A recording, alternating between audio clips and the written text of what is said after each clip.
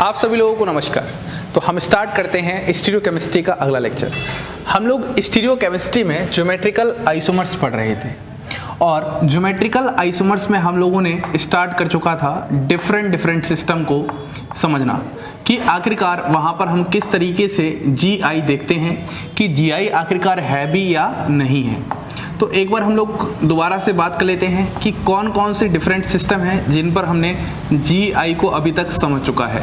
तो different system में सबसे पहला सिस्टम आपके पास था एल्कीन, जहाँ पर आपके पास डबल बॉन्ड प्रेजेंट था और कंडीशंस वगैरह आपको बहुत अच्छे से पता ही हैं कि कब होगा और कब नहीं होगा।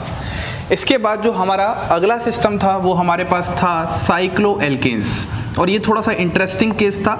इसमें आपको ध्यान रखना था वहाँ पर अलग अलग ग्रुप्स होने चाहिए, वो आजू बाजू भी हो सकते हैं या फिर दूर दूर तक भी हो सकते हैं। और एक लास्ट पार्ट और हम लोगों ने सीखा था इन केस ऑफ ऑक्साइम्स। हम लोगों ने ऑलमोस्ट ये 3 सिस्टम की बात कर रखी थी। अब हम लोग आज की क्लास में जो स्टडी करने वाले हैं वो अपना अगला सिस्टम स्टडी करने वाले हैं जिसका नाम है साइक्लोएल्कीन्स। कि आखिरकार हमें साइक्लोएल्कीन्स में जीआई देखने को कैसे मिलने वाली है, इस ही चीज़ को हम समझते हैं। ठीक है, अब साइक्लोएल्कीन्स में जीआई समझाने से पहले मुझे आपको एक छोटा सा टर्म समझाना है नेमिंग से रिलेटेड। ऐसे तो मैंने आप लोगों को एक अलग सेगमेंट दे रखा है जहां पर हम डिफरेंट सिस्टम पढ़ लेंगे, उस डिफरेंट सिस्टम के बाद फिर हम नेमिंग पढ़ेंगे। बात समझ मारिए, लेकिन यहाँ पर थोड़ा सा समझाना जरूरी है। अगर मैं आपके सामने एक एग्जाम्पल लेता हूँ, रैंडम एग्जाम्पल है, कार्बन डबल बॉन्ड कार्बन, यहाँ पर आपके पास Br है, यहाँ पर आपके पास Br है, यहाँ पर H है और यहाँ पर H है। ये आपके पास एक क्वेश्चन है, आपको बताना है ये जीआई दिखा रहा है या नहीं दिखा रहा है। ठीक है, तो आप बोलोगे सर बहुत आसान है। अगर आप सबसे पहले चेक करोगे तो सर यहाँ पर क्या है, रेस्ट्रिक्टेड रोटेशन सिस्टम है, मतलब इस बॉन्ड के अलोंग आपका कोई भी रोटेशन पॉसिबल नहीं है। ये एक रेस्ट्रिक्टेड रोटेटेड सिस्टम है जहाँ पर इस वाले कार्बन पर ये दोनों ग्रुप अलग लगे हैं और इस वाले कार्बन पर ये दोनों ग्रुप अलग लगे हैं। तो हम बोलेंगे सर हमारे इस मॉलिक्यूल में दोनों ही कंडीशंस फुलफिल हो पा रही हैं, तो ये हमारा जो मॉलिक्यूल है वो क्या करेगा, जीआई शो करेगा, जीआई दिखाएगा। अब सवाल अपने आप से पूछने पर यह आता है कि सर जीआई शो करेगा तो क्या, मतलब हम क्या समझेंगे अगर कोई मॉलिक्यूल जीआई शो कर रहा है और कोई मॉलिक्यूल जीआई शो नहीं कर रहा है, ये हमारा सवाल है। तो देखो इस मॉलिक्यूल को अगर मैं थोड़ा सा नाम देने की कोशिश करूंगा तो आप मॉलिक्यूल जरा ध्यान से देखो, तो यहाँ पर मॉलिक्यूल में ये जो दोनों ही ग्रुप हैं जो कि रेस्ट्रिक्टेड रोटेशन सिस्टम पे लगे हैं, ये दोनों ही एक साइड हैं। आप हमेशा ये चीज़ समझने के लिए डबल बॉन्ड के बीचों बीच से लाइन खींचो, ये तरीका कभी गलत नहीं होगा। डबल बॉन्ड के बीचों बीच से लाइन खींची, अगर ग्रुप दोनों एक तरफ ही हैं, देखो दोनों ग्रुप एक तरफ हैं, ये दोनों ग्रुप एक तरफ हैं, तो ऐसे वाले स्ट्रक्चर को हम लोग बोलते हैं सिस फॉर्म। ऐसे वाले स्ट्रक्चर को हम बोलते हैं सिस फॉर्म। क्लियर है? तो मैंने सवाल क्या रखा था कि ये जीआई दिखा रहा है, तो इससे हम मतलब क्या समझेंगे, तो ये कंपाउंड जीआई दिखा रहा है, इससे हम मतलब ये समझेंगे कि दुनिया में इसी सिस फॉर्म का इसका ट्रांस आइसोमर प्रेजेंट है। बहुत इंपॉर्टेंट बात समझा रहा हूं, क्लैरिटी होनी चाहिए कॉन्सेप्ट्स में। अगर ये कंपाउंड जीआई दिखा रहा है, इससे हम ये निकालेंगे कि इस कंपाउंड का दुनिया में इसी का मॉलिक्यूलर फॉर्मूला, इसी के मॉलिक्यूलर फॉर्मूला के बाद आप अगला क्या बोल सकते हो, कनेक्टिविटी सेम होगी, बस स्पेस में ओरिएंटेशन थोड़ा सा डिफरेंट टाइप का, जिसकी वजह से ये स्टीरियोआइसोमर्स आ जा रहे हैं। तो इसी सिस फॉर्म का यहाँ पर ट्रांसफॉर्म मौजूद होगा और वो ट्रांसफॉर्म कुछ ऐसा होगा, जरा ध्यान से देखना। यहाँ पर आप Br लगा दो, यहाँ पर H, यहाँ पर आप H लगा दो और यहाँ पर आप Br। देखो ये इसी का GI है और इसका अगर मैं नाम बनाऊंगा तो दोबारा देखो, मैं 20 से एक लाइन खींचता हूँ फिर से। जब मैं 20 से एक लाइन खींचूंगा तो Br और H इस बार एक तरफ आ रहे हैं, मतलब दो अपोजिट साइड चल चुके हैं, तो हम इसको बोलेंगे ट्रांसफॉर्म। इसको क्या बोलेंगे, ट्रांसफॉर्म। तो ये चीज़ हमें पहले से पता है कि ये मॉलिक्यूल जीआई दिखाएगा नहीं दिखाएगा। नई चीज़ क्या पता चल रही है कि सिस फॉर्म किसको बोलते हैं, ट्रांसफॉर्म किसको बोलते हैं, और यदि कोई मॉलिक्यूल जीआई दिखा रहा है तो हम उससे मतलब क्या समझेंगे। मान लो मैंने आपके सामने एक मॉलिक्यूल रखा, मैं बोलूँगा ये मॉलिक्यूल जीआई दिखा रहा है, अब उससे क्या समझोगे कि इस मॉलिक्यूल का ही एक ट्रांसफॉर्म दुनिया में एग्जिस्ट कर रहा है। इसका मतलब अगर मैं अपनी परिभाषा को थोड़ा सा ऐसे डिफाइन करूं कि यदि किसी सिस स्ट्रक्चर का ट्रांसफॉर्म दुनिया में नहीं है तो वो जीआई नहीं दिखाएगा। फिर से सोचो यार, हम लोग आज तक जीआई को देखने के लिए कंडीशंस को सहारा ले रहे हैं। सबसे पहली कंडीशन क्या है, रेस्ट्रिक्टेड रोटेशन सिस्टम। दूसरी कंडीशन क्या है, रेस्ट्रिक्टेड कार्बन एटम या टर्मिनल पे अलग अलग ग्रुप्स होने चाहिए। लेकिन अगर मैं आपको ये बोलूं कि कोई एक स्ट्रक्चर सिस है, मतलब ऑलरेडी वहां पर वह कंडीशन फुलफिल हो रही है, और यदि उस सिस स्ट्रक्चर का दुनिया में ट्रांसफॉर्म नहीं है तो हम बोलेंगे वह जीआई नहीं दिखा रहा है। ये चीज जरूरी है, क्योंकि मुझे आपको जो केस समझाना है वो है साइक्लोएल्कीन्स का, वो है साइक्लोएल्कीन्स का। ठीक है, अब इसको समझने से पहले इन्हीं को थोड़ा सा मैं दिखाना है, मतलब लिखने का तरीका चेंज करता हूं। देखो कैसे, अगर मैं इसको ऐसे लिख दूं, सी यहां पर Br है, यहां पर H है, यहां पर Br है, यहां पर Br है, ऐसे ही C डबल बॉन्ड C, यहाँ पर Br है, यहाँ पर Br है, यहाँ पर H है और यहाँ पर H है। मतलब इन्हीं स्ट्रक्चर को मैंने थोड़ा सा इस तरीके से लिख दिया, तो क्या आप नहीं बता पाओगे? तो पहली बात तो ये जो फॉर्म है ये इसकी क्या है, ट्रांसफॉर्म है। मैंने कैसे पता लगाया, हमेशा स्ट्रक्चर कैसे भी लिखा हो आपको डबल बॉन्ड के बीचों बीच में से लाइन खींचनी है, और लाइन के देखो ये दोनों अपोजिट साइड आ रहे हैं, सेम ग्रुप अपोजिट साइड आ रहे हैं, तो आप याद कर सकते हो ट्रांस को कि जब सेम ग्रुप आपके क्या आ जाए अपोजिट साइड तो वो होती है ट्रांसफॉर्म। ऐसे ही अगर सेम ग्रुप सेम साइड आ जाए तो क्या होती है, सिस फॉर्म। तो इस वाली फॉर्म को मैं क्या नाम दे दूंगा, इस वाली फॉर्म को मैं नाम दे दूंगा सिस। मतलब यही सेम मॉलिक्यूल है, बस इनको लिखने का तरीका मैंने चेंज कर दिया। तो आज के बाद अगर आपके दो ग्रुप दोनों ही सेम साइड हों तो हम उसको सिस फॉर्म बोलेंगे, और यदि दो ग्रुप अपोजिट साइड हों तो हम उसको ट्रांसफॉर्म बोलेंगे। क्या आपको इतनी क्लैरिटी एकदम अच्छे से आ रही है? अब हम अपने टॉपिक पर आते हैं, साइक्लोएल्कीन्स में जीआई। और साइक्लोएल्कीन्स में जीआई हम स्टार्ट करेंगे नोट से। वो नोट क्या है कि जो साइक्लोएल्कीन्स होती हैं, साइक्लोएल्कीन्स होती हैं up to 7 member ring, up to 7 member ring does not show GI, does not show GI because their transform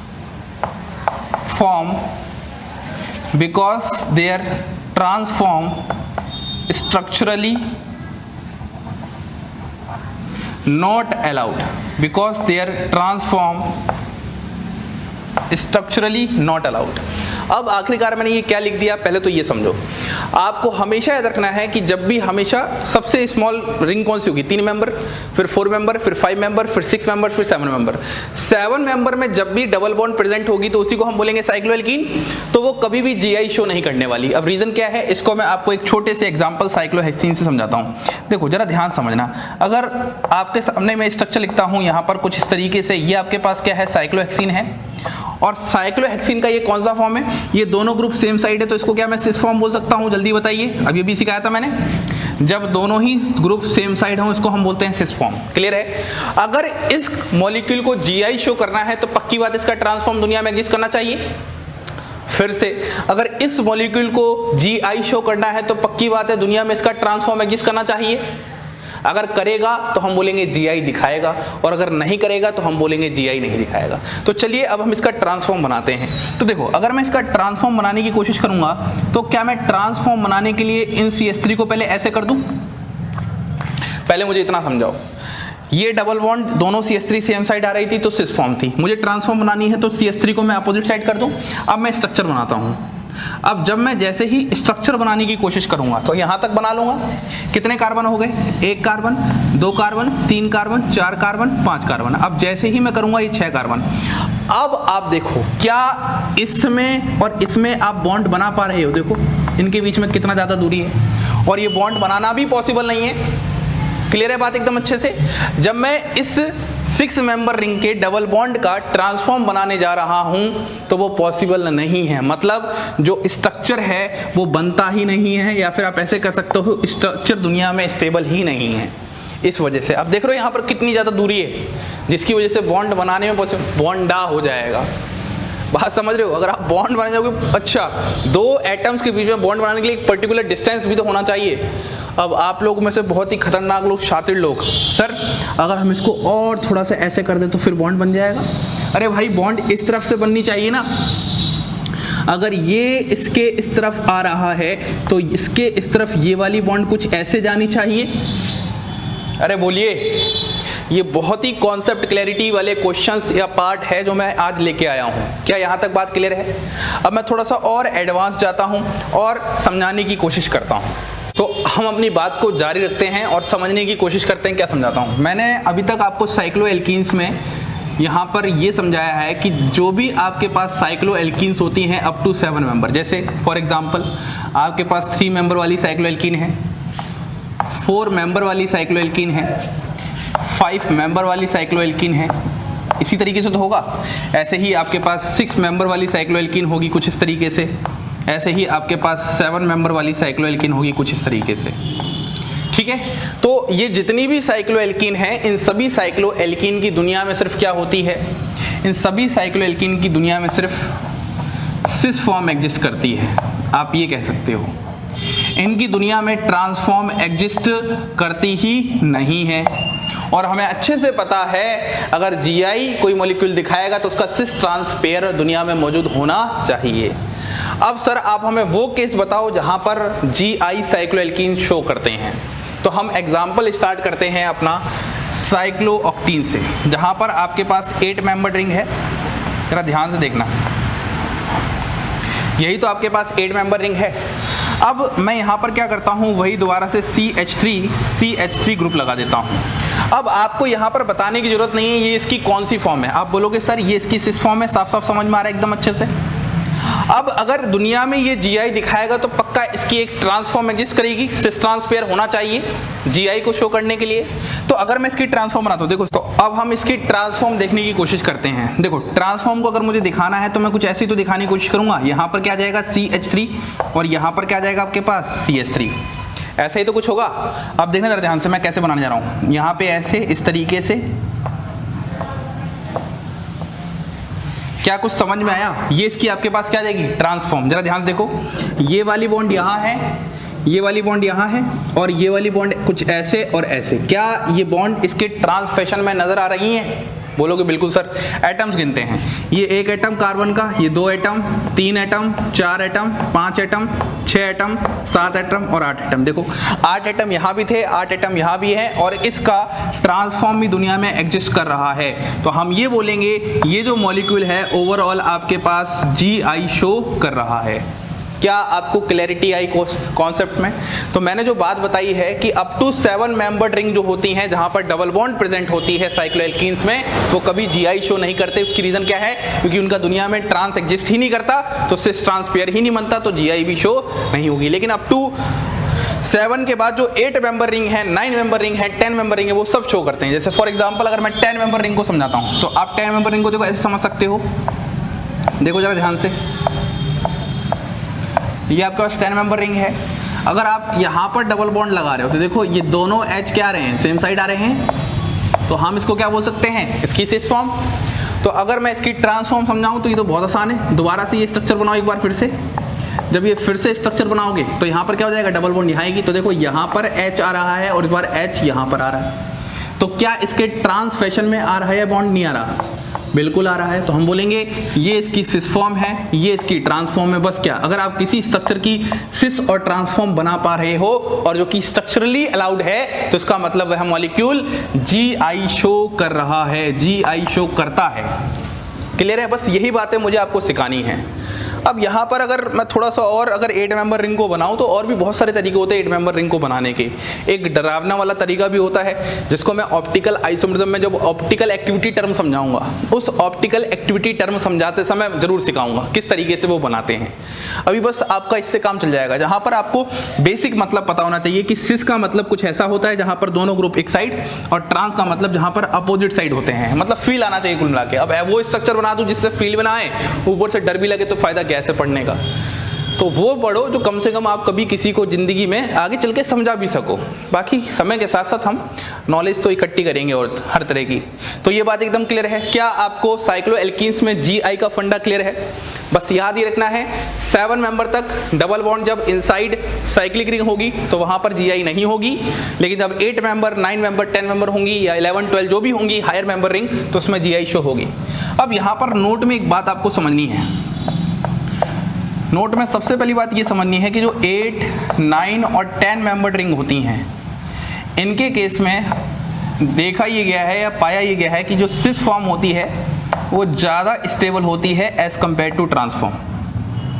थोड़ा सा वहाँ पर स्ट्रेन ज़्यादा होती है ट्रांस वाले में, ये रीज़न होता है। तो सिस फॉर्म ज़्यादा स्टेबल होती है as compare to trans form. लेकिन अगर हम बात करते हैं 11 एंड हायर मेंबर्ड रिंग, जो 11 और इसके बाद हायर मेंबर्ड रिंग हैं, उनके केस में हमेशा क्या होती हैं, ट्रांसफॉर्म ज़्यादा स्टेबल होती हैं एज कम्पेयर टू सिस, क्योंकि वहाँ पर फ्लेक्सिबिलिटी बहुत अच्छी बढ़ जाती है, तो वहाँ पर ट्रांसफॉर्मेशन बहुत अच्छे से दिखाया जा सकता है। यहाँ पर एटम्स में फ्लेक्सिबिलिटी इतनी ज़्यादा नहीं बढ़ती है, दिखा तो सकते हैं, बना सकते हैं, इसलिए अलाउड तो है, लेकिन एक होता है अपनी मर्जी से भी बन जाना एकदम अपने ही तरीके से।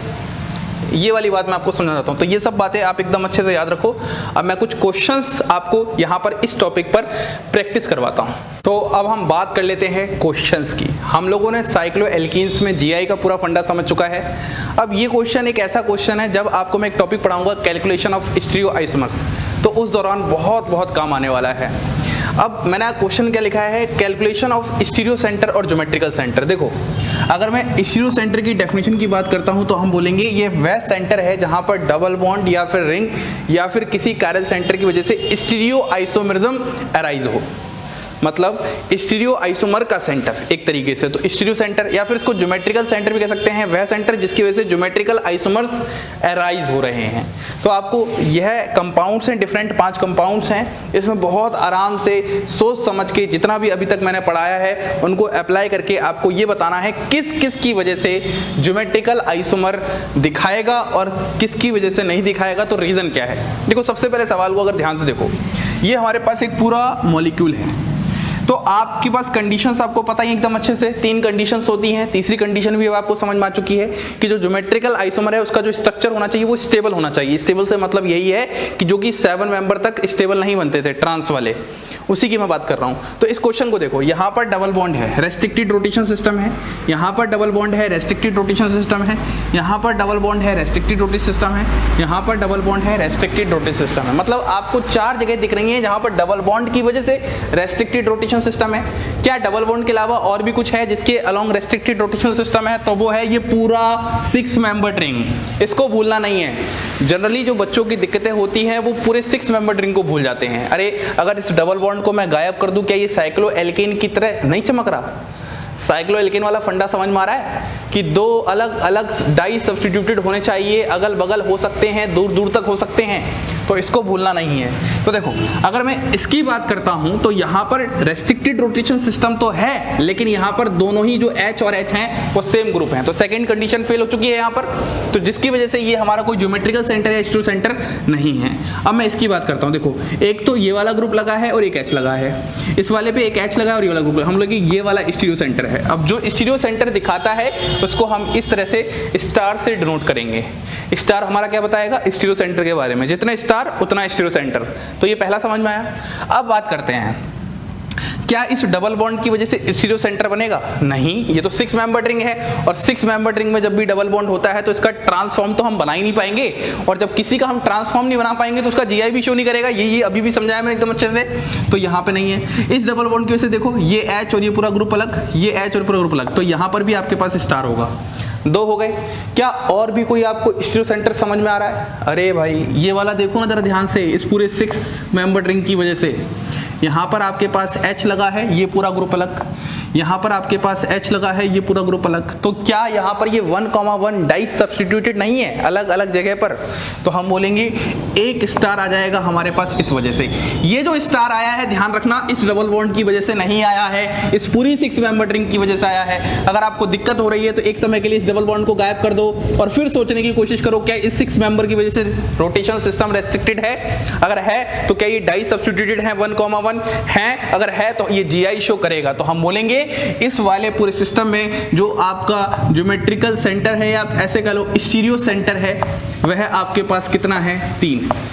वह आपके पास कितना है? 3। क्लियर एकदम अच्छे से? इसी तरीके से एकदम आराम से ये सारे सवाल आपको बनाने हैं। ये वाला सवाल देखते हैं, वन ऑफ द इंटरेस्टिंग सवाल। देखो फिर समझते हैं, double bond double bond double bond, 3 तो डबल बॉन्ड साफ साफ समझ में आ रही है, तो 3 रेस्ट्रिक्टेड रोटेशन सिस्टम साफ साफ समझ में आ रहे हैं। साथ में ये पूरा एक 8 मेंबर्ड साइक्लिक रिंग है, जहां पे भी साइक्लिक रिंग आ जाए वो भी रेस्ट्रिक्टेड रोटेशन सिस्टम होता है। ये मैंने आपको समझाया एकदम अच्छे से। क्लियर है एकदम अच्छे से।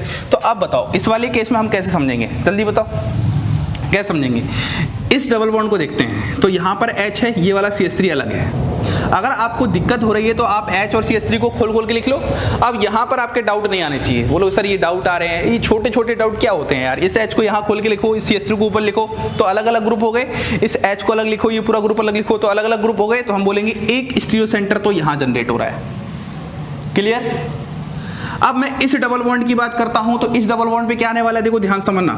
ये 8 मेंबर रिंग का डबल बॉन्ड है तो इसका सिस की जगह इसका ट्रांस भी बन सकता है। 8 मेंबर में तो कोई दिक्कत नहीं होती है।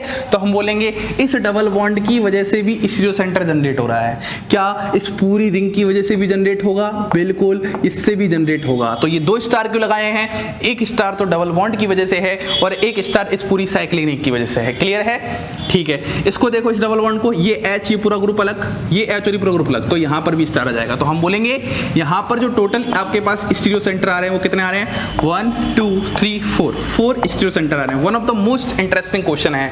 अगर आप ऐसे क्वेश्चन नहीं कर पा रहे हो अभी तो आगे चल के कैलकुलेशन ऑफ ज्योमेट्रिकल आइसोमर्स में आपको बहुत दिक्कत होने वाली है।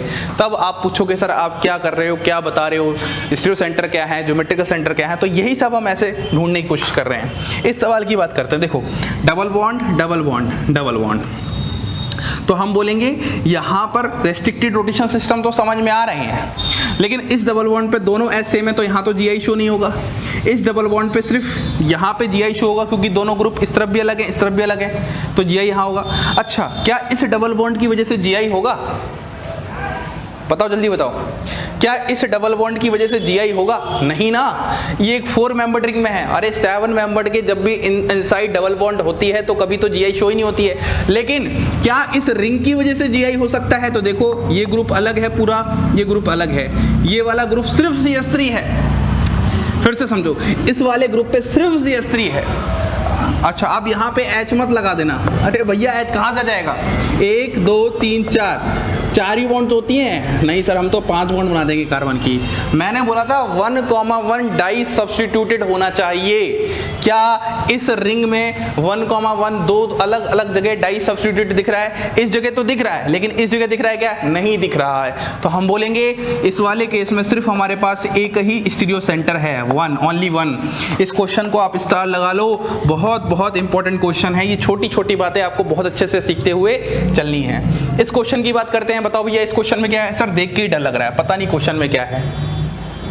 अरे इसको अलग अलग कर लो, ये डबल बॉन्ड मान लो और ये रिंग मान लो। क्या डबल बॉन्ड की वजह से हो सकता है? नहीं हो सकता, एमी सेम आ गया यहाँ पे। तो क्या रिंग की वजह से हो सकता है? रिंग की वजह से देखो ध्यान से, देखो हाँ हो सकता है सर, हो सकता है। यहाँ पर एमी, यहाँ पर H, यहाँ पर एमी, यहाँ पर H, खत्म हो गया। एक रिंग के अलोंग रेस्ट्रिक्टेड रोटेशन सिस्टम होता है और 2 अलग अलग ग्रुप 1,1 डाई सब्स्टिट्यूटेड हैं। तो हम बोलेंगे यहाँ पर भी हमारे पास स्टीरियो सेंटर है और हमारे पास एक स्टीरियो सेंटर है। इस डबल बॉन्ड की वजह से क्यों नहीं है जल्दी बताओ? क्योंकि यहाँ पर दोनों ही सेम ग्रुप आ जा रहे हैं, या फिर ऐसे देख लो इस तरफ भी दोनों ही सेम ग्रुप आ जा रहे हैं। इस क्वेश्चन की बात करते हैं। डबल बॉन्ड स्पीड में होना चाहिए, यहाँ पर स्टार लगा दो, क्लियर एकदम अच्छे से। यहाँ पर मैं यहाँ पर भी स्टार लगा देता हूँ, कंफ्यूज ना हो। डबल बॉन्ड है, अलग ग्रुप है, यहाँ पर भी अलग ग्रुप है, तो एक तो स्टीरियो सेंटर आपका यहाँ पर हो गया। इस वाले केस में देखते हैं, एक स्टीरियो सेंटर आपका यहाँ पर हो जाएगा। अरे हो जाएगा क्या? देखो ध्यान से, ये वाला ग्रुप पूरा अलग है, ये वाला ग्रुप पूरा अलग है। अब इस वाले को देखो जरा ध्यान से, 6 मेंबर की वजह से भी तो होगा। इस वाले पर 1,1 डाई सब्स्टिट्यूटेड अलग अलग और इस वाले पे 1,1 डाई सब्स्टिट्यूटेड अलग अलग। तो हम बोलेंगे यहाँ पर हमारे पास कितने स्टीरियो सेंटर हैं? यहाँ पर हमारे पास 3 स्टीरियो सेंटर हैं। बस इस तरीके से ये सारे डिफरेंट सवाल आपको बहुत ही आराम से करने थे।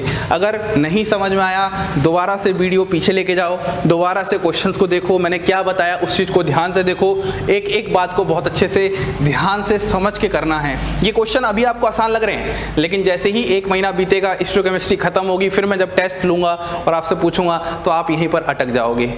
तो यही होती है प्रैक्टिस और रिवीजन की, एक प्रॉपर टाइम पे रिवीजन होना चाहिए। स्टीरियोकेमिस्ट्री ना समझने का जो सबसे बड़ा कारण है मैं बताऊं, हम एक बार पढ़ लेते हैं और एक बार पढ़ने के अलावा फिर दूसरी बार कभी पढ़ के देखते ही नहीं है, कभी उठाते ही नहीं है, नोट्स तो कभी उठाते ही नहीं है। और अगर हम उसको एक लंबे समय बाद उठाएंगे तो हमें वो याद भी नहीं होता कि सर ने हमें पढ़ाया क्या, किस तरीके से समझाया, किस तरीके से इमेजिन करवाया। तो आपका स्टीरियोकेमिस्ट्री में सबसे पहला इंपॉर्टेंट यही बात है, जितना पढ़ते जा रहे हो साथ साथ पुराना रिवाइज जरूर करते जाना। एरोमेटिसिटी में ऐसी दिक्कत नहीं है, एरोमेटिसिटी एक बार पढ़ ली और फिर एग्जाम से पहले 5-10 मिनट देखोगे खत्म। लेकिन स्टीरियोकेमिस्ट्री कम से कम 2 से 3 बार जब मैं पढ़ा रहा हूं तब पढ़ना है, जब मैं खत्म कर दूं असाइनमेंट्स वगैरह हो तब आपको पढ़ना है, फिर रिवीजन के टाइम पे 2-3 बार, मतलब स्टीरियोकेमिस्ट्री बार बार रिवीजन करनी होती है। और ये बच्चों के साथ बहुत दिक्कतें होती हैं। स्टीरियोकेमिस्ट्री ना समझने का कारण सबसे बड़ा होता है रिवीजन, कि रिवीजन नहीं करते हम लोग। तो आपको ये बात भूलनी नहीं है। अरे सिलेबस में यार लेक्चर्स तो मैं बहुत जल्दी दे दूं आपको, लेकिन इतना जल्दी पढ़ के फायदा क्या? आराम आराम से पढ़ो, जितना आराम से पढ़ोगे उतना ज़्यादा लंबे समय तक याद रहेगा। एक एक बात पर, एक एक पॉइंट पर मैं फोकस करवा रहा हूँ। जो सारे लेक्चर थे वो एक तरफ आ गए। अब स्टीरियोकेमिस्ट्री को मैं अच्छा खासा टाइम लूंगा, उसका रीजन यही है, स्टीरियोकेमिस्ट्री आपके सभी टॉपिक्स का एक तरह से मेन है। खासकर नेट गेट वाले स्टूडेंट आप लोग सुनो बहुत अच्छे से, आप लोगों के लिए तो स्टीरियोकेमिस्ट्री मस्ट है। अगर आपको स्टीरियोकेमिस्ट्री नहीं आएगी तो आपसे हायर ऑर्डिनरी केमिस्ट्री क्वेश्चंस नहीं बनने वाले, चाहे वो पेरीसाइक्लिक हो, हेटेरोसाइक्लिक हो। आप सोच रहे हो ना कि ये वाला पार्ट चलो हो जाएगा तो हो जाएगा, नहीं तो हम पेरीसाइक्लिक उससे स्कोर करेंगे, नहीं कर पाओगे। अगर स्टीरियोकेमिस्ट्री जैसी बेसिक बातें नहीं पता होंगी तो आप वहां पर भी अटक जाओगे। वहां पर भी एप्लीकेशन पार्ट ही स्टीरियो का होता है। तो हमेशा याद रखो रिवीजन करना एक प्रॉपर टाइम पे। तो कुछ और एक टाइप का क्वेश्चन हम लोग यहां पर देखते हैं। तो आइए अब हम कुछ इन क्वेश्चंस को देखते हैं और ये हमारा टाइप 2 क्वेश्चन है। आपको ये बताना है इन कंपाउंड्स में कौन सा जीआई शो करेगा और कौन सा शो नहीं करेगा। बहुत ही प्यारे क्वेश्चंस हैं, स्टार्ट करते हैं। देखो सबसे पहले क्वेश्चन को जरा ध्यान से आप देखो, आपको अजीब भले ही लग रहा हो लेकिन एक ही करके समझो। देखो क्या इस डबल बॉन्ड की वजह से शो करने वाला है? तो आप लोग सर यहाँ पे H और Cl तो अलग अलग ग्रुप लगे हैं, लेकिन अगर आप यहाँ पर देखोगे तो यहाँ पर दोनों ही क्या है, सेम ग्रुप्स बोल सकते हो। क्या इस रिंग की वजह से शो करने वाला है? तो इस रिंग पर तो कोई भी डाई सब्स्टिट्यूशन हुआ ही नहीं है दो अलग अलग जगह, तो हम बोलेंगे यह कंपाउंड आपका GI शो नहीं करेगा। बस इतना आसान है, क्वेश्चन को करना इतना ही आसान है। आपने जो भी पढ़ा है पिछले लेक्चर में और इस लेक्चर में उन्हीं को बस अप्लाई करना आना चाहिए। अगर आपने देखा हो तो मैं ज़्यादातर क्वेश्चंस पे फोकस करता हूँ। उसका रीज़न यही है कि क्वेश्चन से ऑर्गेनिक केमिस्ट्री में क्लैरिटी ज़्यादा होती है। फिर आप अगर असाइनमेंट नहीं भी करते हो, थोड़े समय बाद करते हो, लेकिन आपका कॉन्सेप्ट साथ साथ क्लियर हो जाता है। ठीक है, इस वाले क्वेश्चन की बात करते हैं।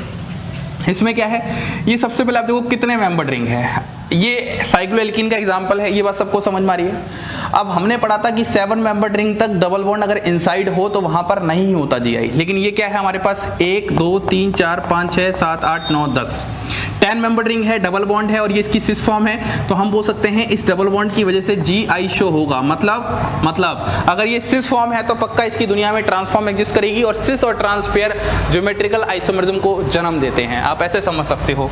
इस वाले क्वेश्चन की बात करते हैं। इस क्वेश्चन में हमारे पास क्या है, सिंपल से वही बात है, क्या इस डबल बॉन्ड की वजह से जीआई होने वाला है? ये 5 मेंबर्ड रिंग के अंदर डबल बॉन्ड है, तो जिसकी वजह से आपके पास यहाँ पर जीआई नहीं पे देखने मिलने वाला। लेकिन जीआई किस वजह से होगा? यहाँ पर एक तो देखो इस वाले पर Br और H लगा है और इस वाले पर Me और H लगा है, तो इस रिंग की वजह से जीआई देखने को मिलने वाला है। और ये रिंग पे जो अलग अलग डाई सब्स्टिट्यूशन है उसकी वजह से जीआई हो रहा है। क्लियर है इतना यहाँ तक?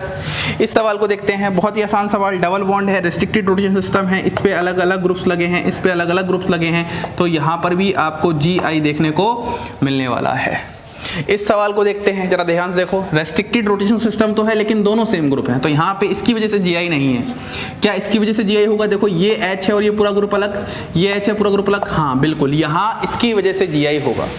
अगर सिर्फ ये इकलौता ही सेंटर हो तो हम बोलेंगे क्या ये कंपाउंड जीआई शो कर रहा है? तो हम बोलेंगे हाँ ये कंपाउंड जीआई शो कर रहा है। अगर पूरे कंपाउंड में अगर सिर्फ एक भी स्टीरियो सेंटर प्रेजेंट है तो हम बोलेंगे वहां पर जीआई शो होता है। लेकिन यहाँ पर तो एक और स्टीरियो सेंटर है, देखो जरा ध्यान से पूरी रिंग, यहाँ पर रिंग पर अलग अलग सब्स्टिट्यूशन है, तो जिसकी वजह से रिंग भी दिखा रही है, तो हम बोलेंगे ये कंपाउंड भी जीआई शो कर रहा है। इसकी बात करते हैं, जरा ध्यान से देखो, यहाँ पर तो डाई सब्स्टिट्यूशन सेम है।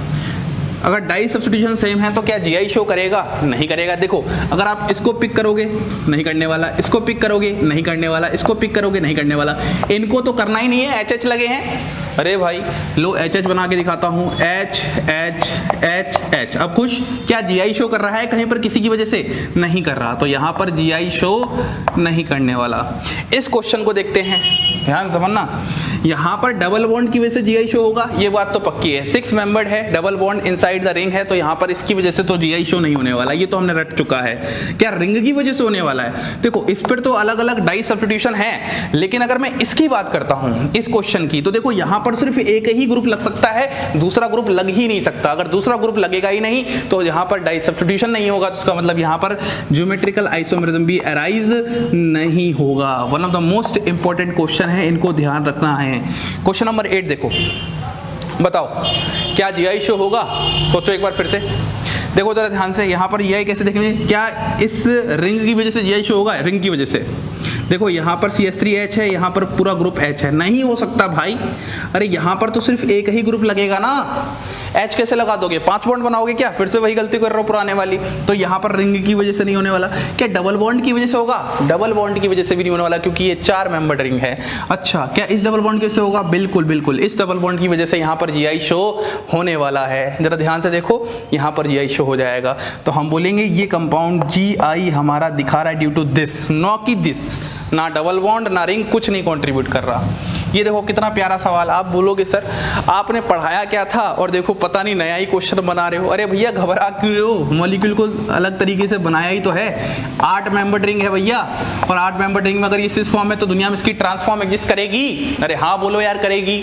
अगर करेगी तो हम बोलेंगे ये कंपाउंड भी आपका जीआई शो करेगा। इसी तरीके से लास्ट क्वेश्चन देखो, फिर से समझो, क्या डबल बॉन्ड की वजह से जीआई शो होने वाला है? बिल्कुल नहीं, 6 मेंबर्ड रिंग है, लेकिन यहाँ पर डाई सब्स्टिट्यूशन है ये रिंग, तो साइक्लिक की वजह से यहाँ पर जीआई होने वाला है। मतलब ये कंपाउंड भी जीआई तो शो करेगा, लेकिन ये डबल बॉन्ड की वजह से नहीं कर रहा, साइक्लोएल्कीन की वजह से यहाँ पर इसका कॉज नहीं है। इसका जो मेन कॉज है वो इस रिंग की वजह से है कि इस रिंग पर अलग अलग डाई सब्स्टिट्यूशन है 1,1। पॉइंट क्लियर है? तो कुछ बेहतरीन सवाल थे जो मुझे आपके सामने लेकर आने थे, और इस लेक्चर में हम इतना पढ़ेंगे। अब जो हमारा नेक्स्ट लेक्चर होगा वो बहुत ही प्यारा लेक्चर होगा, जहां पर हम और डिफरेंट सिस्टम में मिसलिनियस सिस्टम उठाएंगे, जिसमें हम पहले क्यूमुलिन्स उठाएंगे, स्पाइरेंस उठाएंगे, और फिर साइक्लो एल्काइलिडीन्स उठाएंगे। ये कुछ ऐसे सिस्टम हैं जो कि आपके IIT JEM के पेपर में तो आते ही हैं, साथ में नेट गेट का जो पार्ट बी का क्वेश्चन होता है वहां पर बहुत ज्यादा पूछा जाता है। खासकर एलीन वाले सिस्टम तो बहुत ज्यादा फेवरेट क्वेश्चन हैं ये तो। और ये फिर जब आप आगे चल के पढ़ोगे तो यहाँ पर RS नेमिंग वगैरह भी, फिर इसको ऑप्टिकल आइसोमेरिज्म से जोड़ते हैं, नॉन कायरल सिस्टम, ये सब पढ़ने वाले हैं। ठीक है, इसी के साथ आप सभी लोगों को धन्यवाद।